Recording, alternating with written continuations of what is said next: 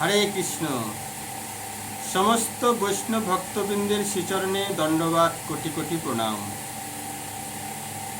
সমস্ত ভক্তবৃন্দ চিন্তা করছেন রাধা অষ্টমী কবে এবং কিভাবে পালন করব এবং পালন করলে কি লাভ হয়। তাই রাধা অষ্টমীর পালন পদ্মপুরাণে উল্লেখ আছে, জীবনে যদি একটিবার রাধা অষ্টমী ব্রত পালন করেন তাহলে সেই ব্যক্তি 1,00,000 একাদশীর ফল লাভ করতে পারেন। পর্বত সমান স্বর্ণ দান করলে যেই লাভ হয়, কেবলমাত্র একটি রাধা অষ্টমীর ব্রত পালনে সেই ফল লাভ করা যায়। তার 100 গুণ ফল বেশি লাভ হয় এবং 100 কন্যা দান করলে যে লাভ হয় এবং গঙ্গা যমুনা সকল তীর্থে স্থান ভ্রমণে যে ফল লাভ হয় এবং গোহত্যা, চুরি এবং সমস্ত কুকর্ম,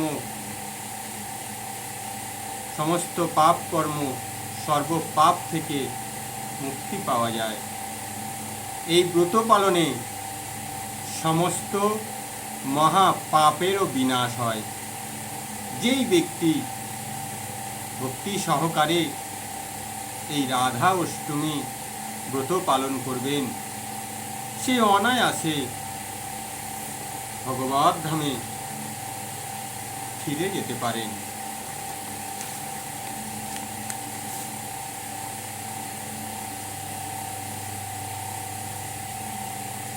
আসুন সকলে মিলে এই রাধা অষ্টমীর ব্রত পালন করি। এই রাধা অষ্টমীর ব্রত পালন করলে আগের দিন নিরামিষ খেতে হবে এবং অষ্টমীর দিন ফল, জল, এইসব একাদশীর প্রসাদ, বাদাম, এইসব আপনি সেবা করতে পারেন এবং রাধারানীর মূর্তিপট থাকলে, শিব বিগ্রহ থাকলে পঞ্চামৃত করে সকালে সুন্দর করে অভিষেক করাবেন, সুন্দর করে রাধারানীকে সাজাবেন, তারপরে ওনাকে ভোগ নিবেদন করবেন। এইভাবে রাধা অষ্টমীর ব্রত পালন করে যেতে হবে।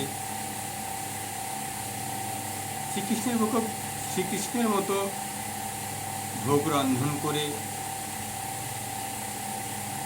এই রাধারানীকে সেবা দিতে পারেন এবং রাধারানী কি খেতে ভালোবাসেন, যেমন কচুর তরকারি অবশ্যই করবেন এবং আরও বিভিন্ন সবজি আছে,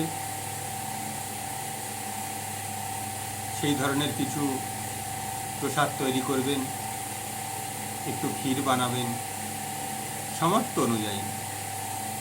এইভাবে রাধারানীকে সেবা দিয়ে ব্রত পালন করবেন এবং অষ্টমীর দিন 12টা পর্যন্ত উপবাস থাকতে পারেন। কারণ রাধা অষ্টমীর দিন 12টা পর্যন্ত উপবাস থাকলে তারপরে প্রসাদ সেবা করতে পারেন। হরে কৃষ্ণ, রাধে রাধে।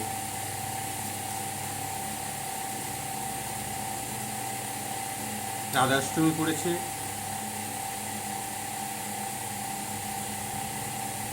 11ই সেপ্টেম্বর,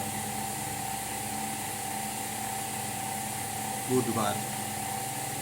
হরে কৃষ্ণ।